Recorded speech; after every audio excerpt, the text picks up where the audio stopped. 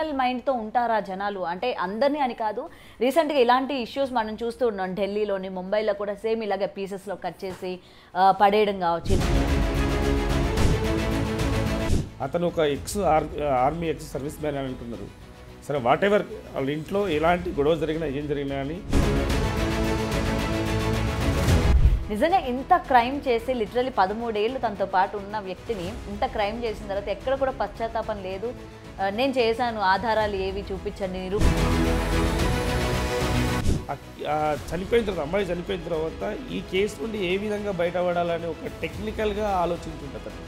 ఆలోచించి ఆ మర్డర్ను అంటే పోలీసు వాళ్ళకి కానీ రేపు పొద్దున ఇతను మర్డర్ చేసిన తెలిసినా కానీ రేపు ఎవిడెన్స్ దొరకకుండా వాళ్ళు కావచ్చు, పెళ్లి కాని వాళ్ళు కావచ్చు, నచ్చిన వ్యక్తితో ఉండొచ్చు.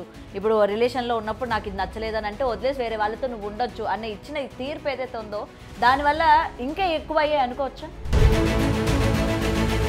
కామన్గా అంటే ఒక సమాజంలో జరుగుతున్న సంఘటన బట్టే కామన్గా ఆలోచించేది సుప్రీంకోర్టు కూడా ఆలోచిస్తుంది. అంతేగాని వాళ్ళు ఇష్టమైనట్టు ఉండండి అని చెప్పి ఏ కోర్టు కూడా తీర్పియదు.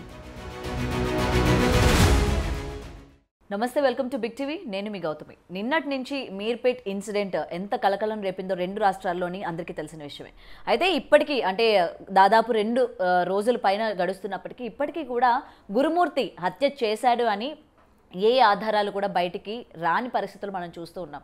అయితే నిజంగా ఈ కేసు పర్టికులర్గా పోలీసులకి ఒక సవాల్గా మారింది. ఎందుకంటే తనే హత్య చేశాడని నోటి ద్వారా ఒప్పుకున్నప్పటికీ ఆధారాలు అన్నవి ఇక్కడ కీలకంగా అందరికీ కూడా తెలుస్తుంది అనమాట. ఎందుకంటే రేపు పొద్దున కోర్టులోని ప్రవేశపెట్టినప్పటికీ కోర్టు కూడా ఆధారాలను బేస్ చేసుకొని శిక్ష కూడా విధించే ఛాన్సెస్ ఉన్నాయి.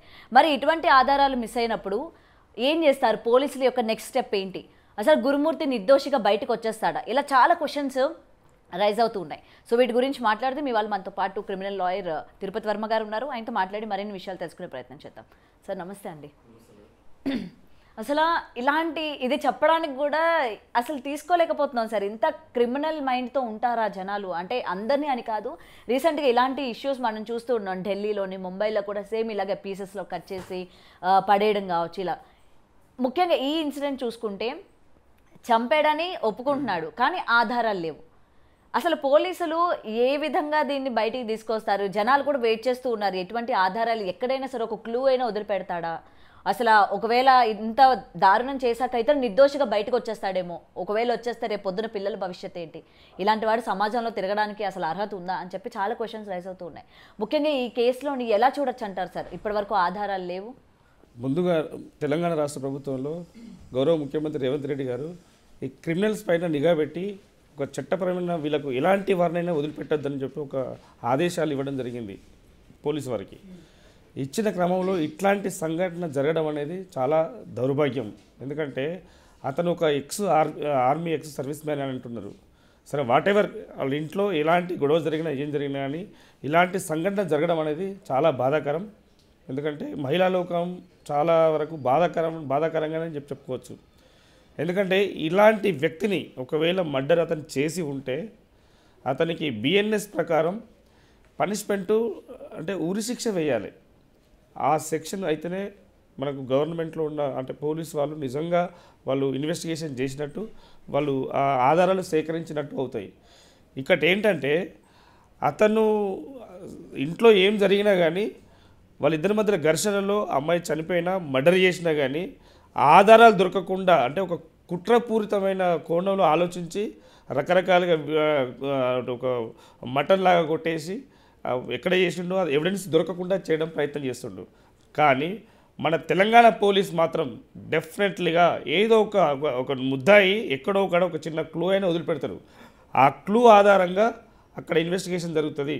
అంటే ఇక్కడ ఒక క్లూ వదిలిపెట్టండి ఆల్రెడీ. ఎందుకంటే ఆ అమ్మాయి మొబైల్ ఇంట్లోనే ఉన్నది.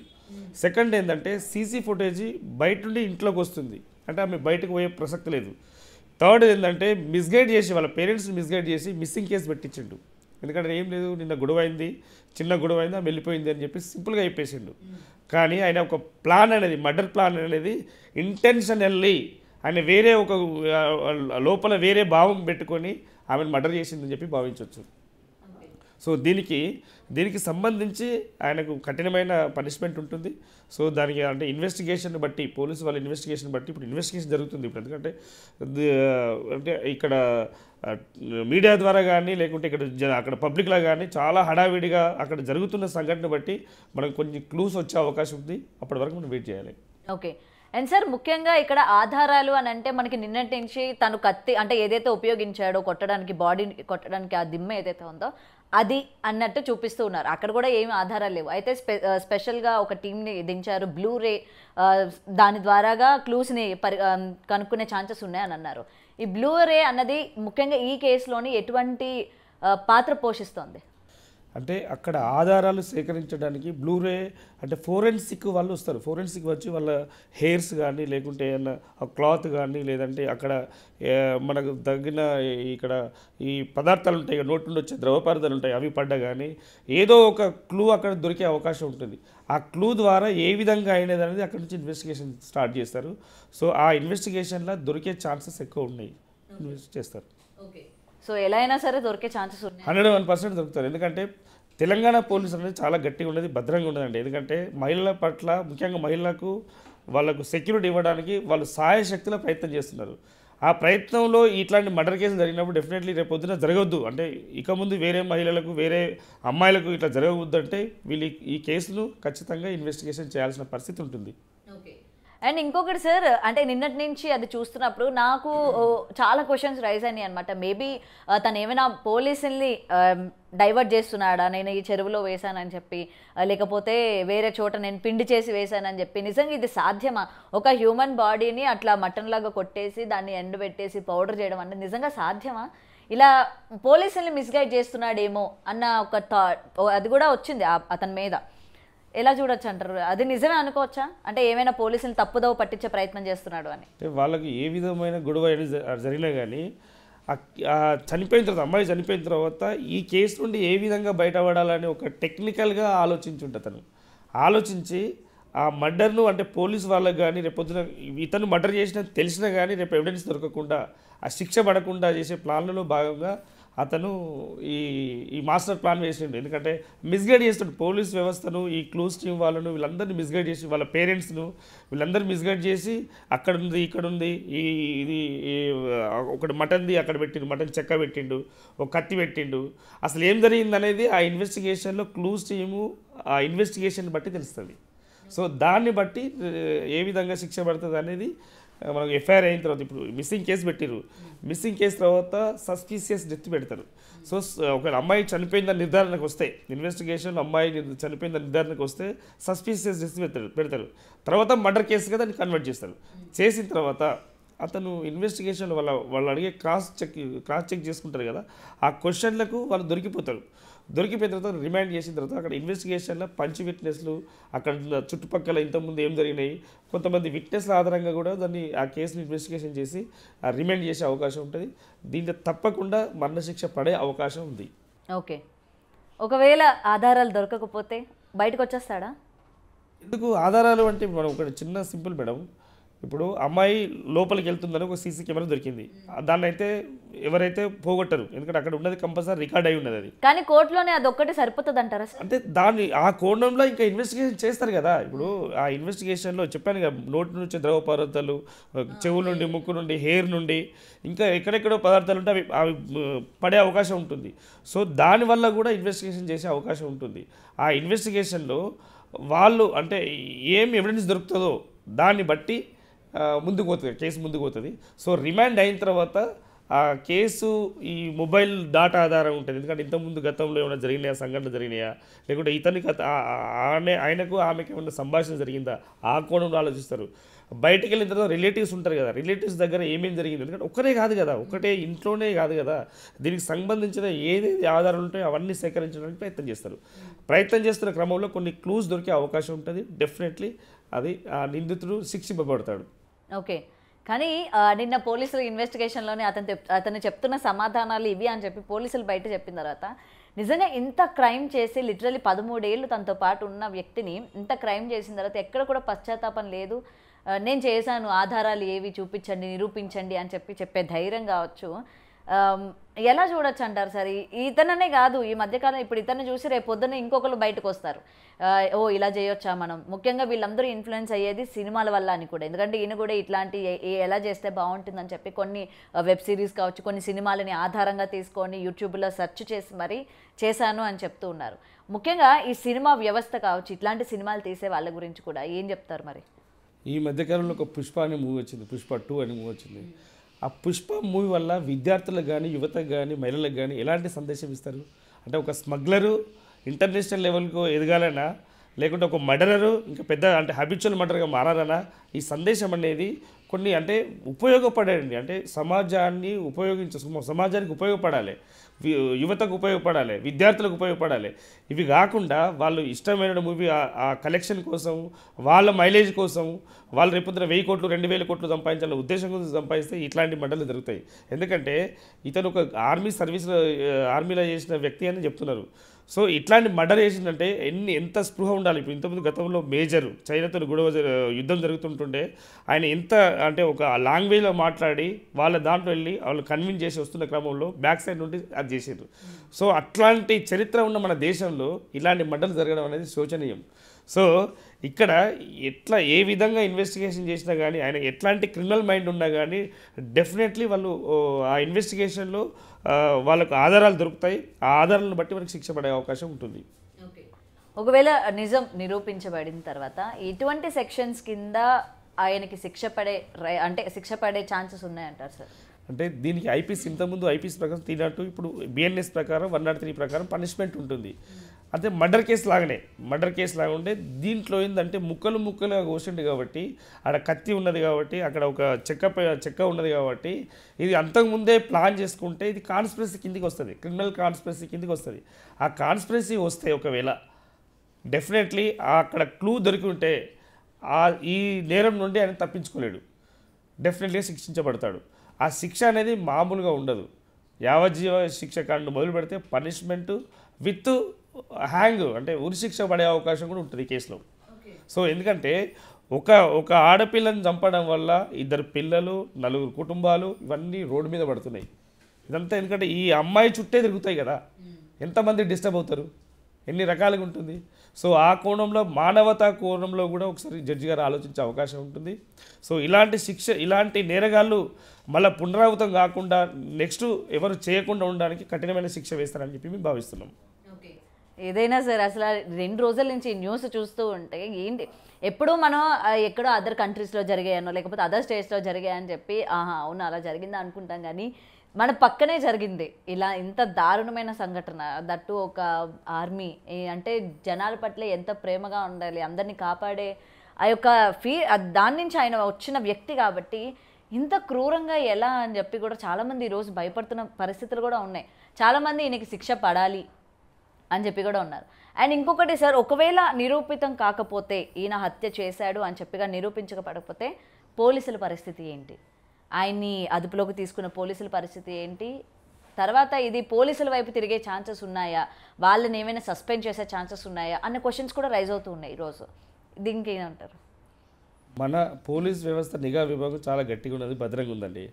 ఎందుకంటే ఇక్కడ అంటే ఒకటే మర్డర్ చేసిండు తప్పించుకుంటాడు అని ఆ కోణంలో కాకుండా ఇన్వెస్టిగేషన్ చేస్తున్న క్రమంలో ఎక్కడెక్కడ ఏ ఆధారం సేకరించాలనే కోణంలో ఆలోచిస్తారు. ఎందుకంటే ఇప్పుడు ఓన్లీ పోలీస్ వాళ్ళే ఇక్కడ చేయట్లేదు, క్లూస్ టీమ్ వచ్చారు, దానికి సంబంధించి విట్నెసెస్ ఉంటారు, దానికి సంబంధించి సాక్షులు ఉంటారు, దానికి సంబంధించి ఇంకేం జరిగింది అంతకుముందు గతంలో ఒక ఫ్యామిలీ హిస్టరీ తీస్తారు.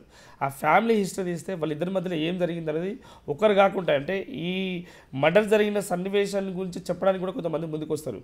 సో ఇంతకుముందు గతంలో ఆయన హిస్టరీ ఏర్పడుతుంది, ఆ హిస్టరీని బట్టి కూడా ఇతను మర్డర్లో అంటే ఈయనకు క్రిమినల్ మైండ్ ఉన్నది, లేదంటే ఇంకా గతంలో ఆర్మీలో పనిచేసినప్పుడు అక్కడ ఏం చేసిండ్రు.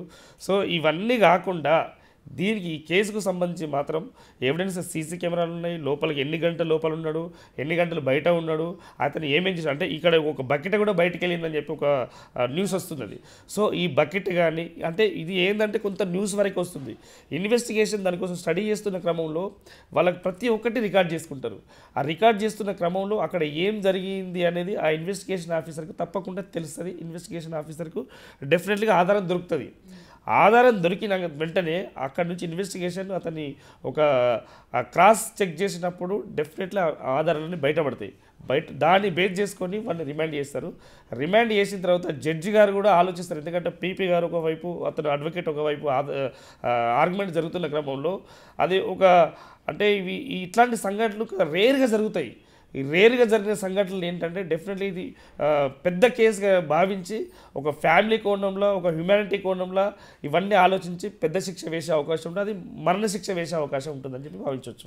ఓకే, కానీ ముఖ్యంగా ఎటువంటి వాళ్ళు ఎంత క్రూరమైన పనులు చేసినా సరే చట్టం అన్నది లేటుగానే వాళ్ళకి శిక్ష పడుతుంది. దట్టు మీరు అన్నారు కదా, ఉరి శిక్ష కూడా పడుతుంది, కానీ ఎప్పటికో పడుతుంది. ఈ లోపు వాడు చక్కగానే ఉంటాడు జైల్లో అన్న ఒక మాత్రం జనాల్లో బాగా ఉండిపోయింది సార్. మన గౌరవ ముఖ్యమంత్రి గారు రేవంత్ రెడ్డి గారు కొత్త అంటే ఫాస్ట్ ట్రాక్ కోర్టులు పెట్టాలి. ఇట్లాంటి సెన్సేషనల్ మర్డర్లు, సెన్సేషనల్ ఇష్యూస్ జరిగినప్పుడు వాళ్ళకి ఫాస్ట్ ట్రాక్లు అంటే కొంత లిమిటెడ్ పెడుతుంది. ఒక 3 months, 5 months, 6 months టైం పెట్టి తొందరగా, ఎందుకంటే మనకు ఐపీసీలో ఇప్పుడు మనం చేసుకున్న చట్టం కాదు కదా, ఇండియన్ పీనల్ కోడ్ ప్రకారం ఇప్పుడు వచ్చిన బిఎన్ఎస్ ప్రకారం ఈ చట్టాలు జరుగుతున్నాయి. సో ఆ చట్టాల ప్రకారం మనం వెంటనే పోయి విరుది అంటే వేరే ఇప్పుడు సౌదీ అరేబియా అట్లాంటి కంట్రీలో వెంటనే ఆడ జనాల మధ్యలో హ్యాంగ్ చేస్తారు.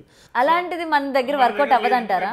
మనది లౌకిక ప్రభుత్వం కాబట్టి లౌకికంగా అందరినీ అంటే సెక్యులర్ ఉంటుంది కాబట్టి అన్ని రకాలుగా ఆలోచించాల్సి వస్తుంది. ఎందుకంటే విట్నెస్ అసలు ఒక అంటే 100 మంది నేరస్తులు తప్పించుకోవడం ఒక నిర్దోషికి శిక్ష పడద్దని చెప్పి ఒకటి ఉన్నది. సో ఇక్కడ అతను మొత్తం మర్డరర్ అని తెలిసినాక భావించడంగా మాత్రమే అతన్ని ఇన్వెస్టిగేషన్ స్టార్ట్ చేస్తారు. శిక్ష పడేలాగా చేసే అవకాశం ఉంటుంది. సో అప్పటి వరకు కూడా ఆ నేరస్తుడికి ఇన్వెస్టిగేషన్ జరుగుతుంది. వాళ్ళకు ఒక అవకాశం ఆ నేరాన్ని నిరూపించుకునే అవకాశం ఉంటుంది. అసలు మర్డర్ అతను చేసిండా లేదా అనేది ఇదంతా ఎప్పుడు తెలుస్తుంది? ఇన్వెస్టిగేషన్ తెలుస్తుంది, ఆ క్లూస్తో తెలుస్తుంది, డాగ్ స్క్వాడ్ వస్తుంది. ఇవన్నీ రకరకాలుగా చేస్తారు. అది చేసిన తర్వాత ఇతనే మర్డరర్, ఇతనే చేసిండు, ఇతనే ముద్దాయి అని తెలిసినప్పుడు డెఫినెట్లీ ఆయనకు శిక్ష పడే అవకాశం ఉంటుంది. ఓకే, సో ఏదైనా జనాలు అయితే అదే కోరుకుంటున్నారు, త్వరగా శిక్ష పడాలి అని చెప్పి. సార్ మీకున్న ఇంత సర్వీస్లోని ఎప్పుడైనా మీరు ఈ టైప్ ఆఫ్ కేసు చూసారా? అంటే ఇలాగ ఆధారాలు లేకుండా శిక్ష పడే కేసు ఏదైనా ఉందా, లేకపోతే దోషి తప్పించుకునే ఆ కేసులు ఏమైనా ఉన్నాయా? అంటే బీయింగ్ అడ్వకేట్గా మేము ఎంత పెద్ద నేరం మా దగ్గరికి వచ్చినా అంటే మర్డర్ చేసి వచ్చినా కానీ కొంతవరకు మేము చేస్తున్న అంటే మేము ఆ కేసును తీసుకుంటే ఒకవేళ ఆ నిందితునికి, ఆ బాధితుడికి, ఆ ముద్దాయికి ఒక అవకాశం కల్పిస్తాం. ఎందుకంటే ఆ శిక్ష నుండి బయటకు పడితే ఒక మారుతాడు అని భావించినప్పుడు డెఫినెట్లీగా ఒక నిందితు సైడ్ మాట్లాడచ్చు. కానీ ఇట్లాంటి మర్డర్ కేసులో ఏ న్యాయవాది కూడా ముందుకు రాడు. ఎందుకంటే ఇది ఇంత అత్యంత క్రూరంగా, ఎందుకంటే వాళ్ళ ఫ్యామిలీ జరగవచ్చు, లేక ఇంకా మన ఇంటి పక్కన జరగవచ్చు, మన ఎక్కడైనా జరగవచ్చు. సో ఇట్లాంటి కేసులలో న్యాయవాదులు కూడా ముందుకు రారు, ఎందుకంటే శిక్ష పడాలనే ఆలోచించుకుంటారు. జనాలకే కాదు, జనాల్లో నాకు కూడా చాలా కోపం వస్తూ ఉంటుంది. అరే న్యాయవాదులు ఇంత వాడు క్రూరంగా పనిచేశాడని తెలిసినా సరే వాడి వైపు ఎందుకని నించుంటారు, వాడి వైపు ఎందుకని సపోర్ట్ చేసి మాట్లాడతారు, ఎందుకు వాదిస్తారు అని చెప్పి తిట్టుకున్న సందర్భాలు కూడా ఉంటాయి. ఓపెన్గా చెప్తున్నా. ఎందుకంటే వాడు ఒక అమ్మాయిని బలి తీసుకున్నాడు, లేకపోతే ఇలా చాలా కేసెస్లో చూస్తూ ఉంటాం కదా సార్. నిర్దోషి పక్కన కూడా ఒక లాయర్ ఉంటారు, వాడి తరపున వాదిస్తూ ఉంటారు. అసలు ఎందుకంటారు మరి? కాపాడే ప్రయత్నం చేస్తారా? కాపాడే ప్రయత్నం కాదు. ఇక్కడ ఒక అవకాశం, ఒక దొంగతనం చేసిన వ్యక్తి ఉంటాడు. దొంగతనం చేసిన తర్వాత దొంగతనం చేసిన తెలుసు, పోలీసు వాళ్ళకి తెలుసు, అడ్వకేట్కి తెలుసు, పీపీకి తెలుసు, అందరికీ తెలుసు. మారడానికి ఒక అవకాశం, అతను మారుతాడు అనే ఒక అవకాశం వచ్చినప్పుడు న్యాయవాది అతని పక్షాన వాదించే అవకాశం ఉంటుంది. సో ఈ కేసు ఎన్ని రోజులు నడుస్తుందో, 1 year, 2 years, 3 years నడుస్తుంది కదా, ఆ టైంలో అతనికి పనిష్మెంట్ వచ్చే అవకాశం, అంటే పనిష్మెంట్ తిరగడమే పెద్ద పనిష్మెంట్. కోర్టుకి వెళ్ళి వాయిదాలు అటెండ్ చేసి అక్కడ జరిగేదంతా ఆ టెన్షన్, మెంటల్ టెన్షన్, ఫిజికల్ టెన్షన్కు ఆ శిక్ష కాస్త 3 సంవత్సరాలు 4 సంవత్సరాలు కేసు పెడితే అక్కడ అతని ప్రవర్తనలో మార్పు వచ్చే అవకాశం ఉంటుంది.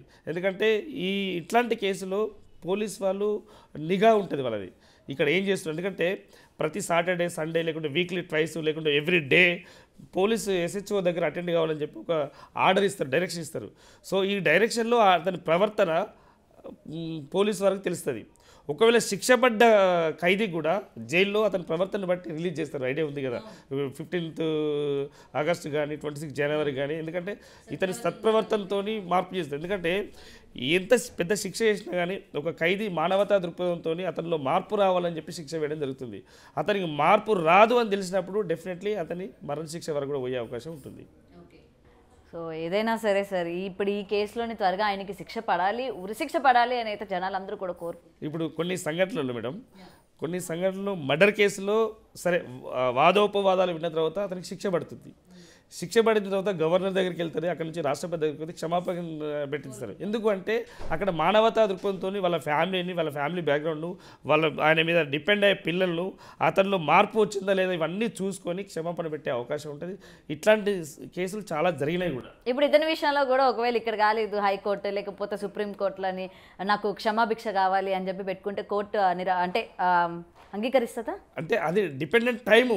ఇతను క్రూరంగా ఉన్నాడు, ఇతని ప్రవర్తనలో మార్పు రాలేదని భావించినప్పుడు వాళ్ళు కూడా ఏం చేయలేరు, వాళ్ళు కూడా ఇవ్వరు, అవకాశం ఇవ్వరు. సో అప్పుడు మరణశిక్ష పడే అవకాశం, అది కూడా ఎక్కడంటే రాష్ట్రపతి వరకు, గవర్నర్ వరకు రీచ్ అవ్వాలి. వాళ్ళు ఆర్జీ పెట్టుకోవాలి. ఆర్జీ పెట్టుకోకుంటే వాళ్ళు ఇక్కడే ఉంటే డెఫినెట్లీ మరణశిక్షను అమలు చేసే అవకాశం ఉంటుంది.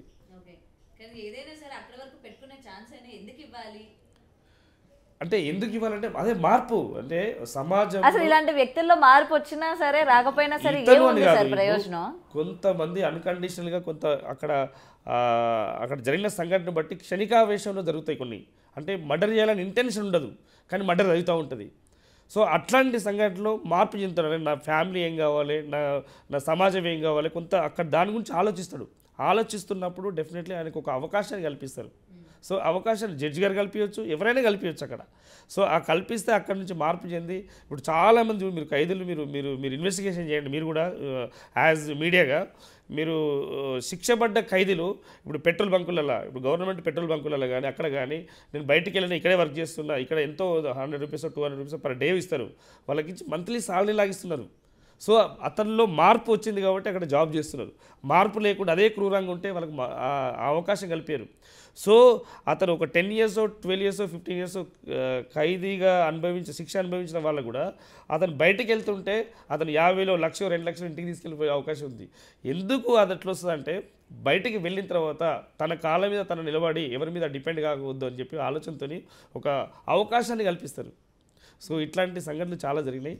ఇప్పుడు మీరు చెప్తా అంటే నాకు డౌట్ వస్తుంది. ఇప్పుడు ఒకవేళ ఈయన మళ్ళీ క్షమాభిక్ష అంటే ఇప్పుడు దీని నుంచి బయటకు వచ్చి నేను తప్పు చేశాను, క్షణికావేశంలో చేశాను, నేను మళ్ళీ ఇలా చేయను అని చెప్పి ఏడ్చి కోర్టు ముందు కానీ నాకు క్షమాభిక్ష ప్రసాదించండో లేకపోతే నేను మళ్ళీ ఇలాంటివి చేయదని చెప్పి నేను మారిపోతానని చెప్తే నెక్స్ట్ ఎంతో కొంత శిక్ష, ఈ ఉరి శిక్ష అన్నది పక్కన పెట్టేసి అతనిలోని క్షమాపణ కోరుతున్నాడు, మార్పు వచ్చింది అని చెప్పి ఇక్కడతోనే ఆయనకి ఇన్నేళ్ల వరకు శిక్ష వేసి వదిలిపెట్టేస్తే ఏం మరి పరిస్థితి ఏంటి అని చెప్పి అనిపిస్తుంది. ఈ కేసులో కాన్స్పిరసీ ఉంది, కుట్రపూరితంగా చేసిండు. ఎందుకంటే అక్కడ ఒక చెక్కే ఉన్నది, లేకుంటే ఒక పెద్ద మటన్ నరికే అది ఉన్నది. సో ఇవన్నీ ఉన్నాయి కాబట్టి ఆ ఇన్వెస్టిగేషన్లో ఇతను క్రూరస్తుడని భావించినప్పుడు మరణశిక్ష వేస్తారు. అక్కడ వరకు వెళ్ళే అవకాశం ఉండదు. డెఫినెట్లీగా 6 నెలలు 7 నెలలు శిక్ష పడే అవకాశం ఉంటే శిక్ష పడుతుంది. ఓకే, ఒకటి ఆనందంగా ఉంది 6-7 నెలల్లో శిక్ష పడుతుంది అన్నారు. ఎందుకంటే నిజమే సార్, ఒక అంత క్రూరంగా అసలు మనం వినడానికి కూడా ఇష్టపడట్లేదు. ఏంటి ఇంత దారుణంగానా అని చెప్పి ఆ ముక్కలు కోయడం ఏంటి, ఉడికిచ్చడం ఏంటి, బాబోయ్ ఇంత క్రిమినల్ మైండ్ సెట్తో ఉంటున్నారా జనాలు, ఇంత దారుణంగా తయారైపోతున్నారా అన్నట్టు అనిపిస్తుంది ఇలాంటి ఇన్సిడెంట్స్ చూస్తున్నప్పుడు. అంటే మనిషి అంటే హ్యూమానిటీ కోల్పోతారు. లైక్ గాంజా, నార్కోటిక్ డ్రగ్స్ వాడతారు కదా, ఆ డ్రగ్స్ వాడినప్పుడు ఆ మైండ్లో ఇంకా వేరే రకంగా తిరుగుతుంది. సో అప్పుడు అతను ఏం చేస్తుండో అతను తెలియని ప్రవర్తన ఉంటుంది కాబట్టి సో ఇట్లాంటి సంఘటన కూడా జరుగుతుంది. ఆ కోణంలో కూడా ఇన్వెస్టిగేషన్ చేసే అవకాశం ఉంటుంది. ఒకవేళ ఏమైనా తీసుకుంటే చెప్పలేం కదా, మద్యం కానీ ఏమైనా కానీ తీసుకోవచ్చు. సో లేదు అంటే ఇంటెన్షనల్లీ ఆ అమ్మాయి ఈ వైఫ్ నాకు వద్దు అని క్రూరంగా ఆలోచిస్తే మాత్రం డెఫినెట్లీ అతనికి శిక్ష పడుతుంది, మరణ శిక్ష పడుతుంది. ఓకే సార్, ఇక్కడ ఇంకొక పాయింట్ రైజ్ అవుతుంది. అతనికి అక్రమ సంబంధం ఉంది, ఆ ఫొటోస్ ఆ వీడియోస్ కానీ ఏవైనా అవి బయటపడడం వల్లే ఈ భార్యాభర్తల మధ్య ఇలాంటి పరిస్థితులు అంటే గొడవ పడడం కావచ్చు అది బయటపడింది. ఇంకా తను బయటికి చెప్తాదన్న కారణంతోనే తిని చంపేశాడు అన్నది ఒకటి బయటకు వస్తుంది. ఈ అక్రమ సంబంధాలు రీసెంట్గా మనం చూస్తూ ఉన్నాం. ప్రతి మర్డర్ కేసులోని వైఫ్ హస్బెండ్ని చంపినా, హస్బెండ్ వైఫ్ చంపినా మెయిన్ పాయింట్ ఏంటంటే అక్రమ సంబంధం పెట్టుకోవడం.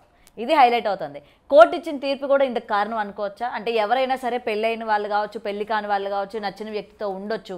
ఇప్పుడు రిలేషన్లో ఉన్నప్పుడు నాకు ఇది నచ్చలేదని అంటే వదిలేసి వేరే వాళ్ళతో నువ్వు ఉండొచ్చు అనే ఇచ్చిన ఈ తీర్పు ఏదైతే ఉందో దానివల్ల ఇంకా ఎక్కువ అయ్యాయి అనుకోవచ్చా? అంటే హైకోర్టు కానీ సుప్రీంకోర్టు కానీ ఏ విధంగా అంటే నచ్చిన వ్యక్తితో అంటే పెళ్ళై ఒక వైఫ్ ఉన్నప్పుడు వేరే వాళ్ళతో ఉండడానికి కాదు, వైఫ్తో లీగల్గా డైవర్స్ తీసుకున్న తర్వాత అమికబుల్గా మొత్తం సెటిల్మెంట్ అయిన తర్వాత వేరే వాళ్ళతో ఉండొచ్చు. కానీ ఇక్కడ వైఫ్ని పెట్టుకొని వేరే వాళ్ళ దగ్గర ఉందాము, వేరే వాళ్ళతో ఉంటే బాగుంటుంది అట్లాంటి ఆలోచన అమ్మాయికి కానీ అబ్బాయికి కానీ ఉండదు. సో అట్లాంటి తీర్పు కూడా ఇవ్వలేదు. ఎందుకంటే అమ్మాయికి నచ్చింది అనుకోండి, ఇప్పుడు ఒక అబ్బాయికో అమ్మాయికో నచ్చినప్పుడు అమ్మాయి నచ్చుతున్నప్పుడు ఆ ఇద్దరి మధ్యలో వీళ్ళిద్దరు అండర్స్టాండింగ్ ఉండాలి. నేను డైవర్స్ తీసుకుంటా, నీతో ఉండలేను అని చెప్పి ఇద్దరు 13 అంటే డైవర్స్ పిటిషన్ వేసిన తర్వాత కోర్టు డైవర్స్ ఇచ్చిన తర్వాత అప్పుడు వెళ్ళవచ్చు. అంతేగాని ఇక్కడ పెట్టి 4 ఫ్యామిలీ పెడతా అంటే ఏ కోర్టు కూడా ఒప్పుకోదు. ఎందుకంటే ఆ చట్టంలో ఎక్కడ కూడా లేదు అది. సో దీన్ని ఏంటంటే ఇది చెప్పుకోవడానికి కొంతమంది ఏంటంటే దీన్ని మిస్లీడ్ చేసి కొంత బయట ప్రచారం చేసి ఈ విధంగా నాకు అవకాశం ఇచ్చిందని చెప్పుకోవడానికి పనిచేస్తుంది. కానీ as per supreme court guide lines ప్రకారం ఎక్కడ కూడా నీకు సహజీవనం వేరే వాళ్ళతో వైఫ్ ఉండగా సహజం చేయవచ్చు, వేరే వాళ్ళతో 10 మంది ఫ్యామిలీతో పెట్టవచ్చు అని చెప్పి ఎక్కడ చెప్పలేదు. ఓకే, ఎందుకంటే కొన్ని సందర్భాల్లో ఇంకా కోర్టే చెప్పేసింది కదా, అంటే జనాలు మామూలుగా నేను కూడా వింటూ ఉంటా, కోర్టే చెప్పేసింది కదా ఇష్టమైన వ్యక్తితో ఉండొచ్చు అని చెప్పి. ఇప్పుడు నాకు నచ్చకపోతే వదిలేయచ్చు, నేను నాకు నచ్చిన వ్యక్తితో ఉండొచ్చు అని కోర్టే లీగల్గా డైవర్స్. కానీ ఇక్కడ ఈ లీగల్ అన్న పదాన్ని వదిలేసారు జనాలు. ఆ పదాన్ని యూజ్ చేయకుండా నచ్చిన వ్యక్తులు ఉండొచ్చు ఇదంటే అట్లా కాదు కదా. ఇద్దరి మధ్యలో ఇప్పుడు వైఫ్ పిల్లలు రకరకాలుగా ఈయనతో ఒక బంధం ఏర్పడుతుంది. ఆ బంధాన్ని తెంచుకొని పోయి వేరే వాళ్ళతో సహాయం చేస్తా అంటే సమాజం ఒప్పుకోదు, నీకు చట్టం ఒప్పుకోదు, రకరకాలుగా వాళ్ళ ఇంట్లో వాళ్ళే ఒప్పుకోరు కదా, వాళ్ళ పేరెంట్స్ ఒప్పుకోరు కదా.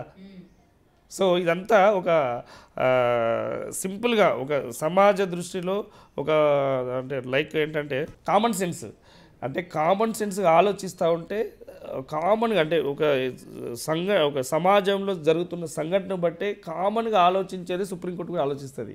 అంతేగాని వాళ్ళు ఇష్టమైనట్టు ఉండండి అని చెప్పి ఏ కోర్టు కూడా తీర్పియదు. సో ఇది మనం క్లారిటీగా మనం జనాలకు పబ్లిక్గా తీసుకుపోవాల్సిన అవసరం ఉంటుంది. ఇందుకే మొన్నటి వరకు కూడా పుష్ప సినిమాలో బౌన్సర్లు ఉన్నారు కదా, బౌన్సర్లు ఇష్టం వచ్చినట్టు ప్రవర్తించవచ్చు అన్నారు కదా. మనం ఆ సెక్షన్ గురించి చెప్పిన తర్వాత కొంత అవగాహన వచ్చింది. ఎందుకంటే బౌన్సర్లు అతని వ్యక్తులు అతన్ని ప్రొటెక్ట్ చేయాలి, కానీ వేరే వాళ్ళ మీద దుర్భాషలు ఆడడం కానీ చేసుకోవడం కానీ చేయకూడదు. ఒకవేళ అలాంటి చేసుకోవడం కానీ దుర్భాషలు ఆడితే వాళ్ళు కంప్లైంట్ ఇస్తే వీళ్ళు 2 సంవత్సరాలు జైలుకి పోతారు. ఇప్పుడు వాళ్ళు సెలబ్రిటీస్ ఎటు పోతారో తెలియదు, కానీ ఈ బౌన్సర్లు లోపలికి పోయే అవకాశం ఉంటుంది. సో ఇట్లా ఇదైతే ఇవన్నీ అయితే ఇక్కడ కూడా చట్టంలో అయితే ఈ రిలేషన్షిప్లో ఉండాలని చెప్పి ఇక్కడ కూడా చెప్పలేదు, వైఫ్ ఉండంగా హస్బెండ్ ఉండంగా. ఓకే, సో జనాలకి ఏంటంటే అర్థమయ్యేది తక్కువ, అంతే అనుకోవాలి. అంటే వాళ్ళకి నచ్చినట్టు వాళ్ళు ఇంకా తీసుకున్నారు. ఇలా కోర్టు ఒక రకంగా అంటే మనం అంటే సమర్థించుకోవడం అంటే ఇప్పుడు ఒక హస్బెండ్తో వైఫ్తో హస్బెండ్ చెప్తా ఉంటాడు, లేదు చట్టం ఇట్లా చెప్తుందంటే ఆమెకు అవగాహన లేదు అని చెప్పడం, ఆమె యొక్క వీక్నెస్ని పట్టుకొని ఈమె చెలాయించుతాడు. ఎందుకంటే నాకు అవకాశం ఎన్నైనా పెళ్లి చేసుకోవచ్చు, ఏదైనా చేసుకోవచ్చు అని చెప్పడం జరుగుతుంది. సో అట్లాంటి చట్టం ఎక్కడ కూడా లేదు, డెఫినెట్గా రాదు. ఎందుకంటే సామాజిక బాధ్యత. ఎందుకంటే ఇప్పుడు సుప్రీంకోర్టు ఉన్నది, హైకోర్టు ఉన్నది మన కోసం, ప్రజల కోసం, ప్రజలకు న్యాయం చేయడం కోసం, ఒక ఫ్యామిలీకి న్యాయం చేయడం కోసం. అంతేగాని విచ్చలవిడిగా ఉంటే మన దేశానికి వేరే దేశానికి ఏముంటుంది? కొన్ని సంస్కృతులు సాంప్రదాయాలు మన ఇండియాలో ఉన్నాయి. సో దాని ప్రకారమే వాళ్ళు ఆలోచిస్తారు, సామాజిక బాధ్యతగా ఆలోచిస్తారు. సో దాన్ని బట్టి ఉంటుందని అదే సార్, అసలు ఏం జరుగుతుంది ఏంటి అని చెప్పి జనాలందరూ కూడా వెయిట్ చేస్తున్నారు. మీరు అన్నట్టే నిజం నిరూపించబడాలి. అలాగే మీరు అన్నట్టు ఏదైతే 6-7 నెలల్లో శిక్ష పడే ఛాన్సెస్ ఉన్నాయి అని చెప్పారు కదా, సో వెంటనే అది అమలైతే చాలా హ్యాపీగా ఉంటుంది. అది తర్వాత కూడా ఈ సినిమాలు తీసే వాళ్ళు కావచ్చు, జనాల్ని కూడా ఉద్దేశించుకొని మైండ్లో పెట్టుకొని తీస్తే బాగుంటుందని అయితే నేనైతే చెప్తాను సార్. ఎందుకంటే జనాలందరూ కూడా ఎంత ఇన్ఫ్లుయెన్స్ అవుతున్నారు ఇవాళ మనకు తెలుస్తుంది. ఇలాంటి కేసెస్లో ఎక్కువ శాతం మేము సినిమాలు చూసామని, వెబ్ సిరీస్ చూసామని, యూట్యూబ్లు చూసామని, ఇలా చేస్తున్నామని చెప్పే వాళ్ళే బయట ఉన్నారు చాలామంది. నిజంగా సినిమా తీసే వాళ్ళు కూడా కొంచెం ఆలోచించుకొని తీస్తే బాగుంటుందని అనుకుంటున్నాను సార్. ఏదైనా సరే మీరు చెప్పిన ఈ లా అన్నది జనాలందరికీ కూడా అర్థం కావాలి. ఈ అక్రమ సంబంధాల గురించి ఇప్పుడు ఇది కూడా జనాలకి డీటెయిల్గా అర్థం కావాలి. అసలు కోర్టు ఏం తీర్పిచ్చింది, ఎలాంటి వాళ్ళు ఎవరితో ఉండాలి అని చెప్పింది అన్న దాని మీద కూడా అవగాహన తెచ్చుకొని ప్రవర్తిస్తే బాగుంటుంది, ఇలాంటివి జరగకుండా ఉంటాయి అని అయితే కోరుకోవడం తప్ప ఇంకేం లేదు sir. Anyway, thank you so much sir. Thanks for coming and thanks for the information also. Thank you, sir. For more videos like this, subscribe Big TV channel.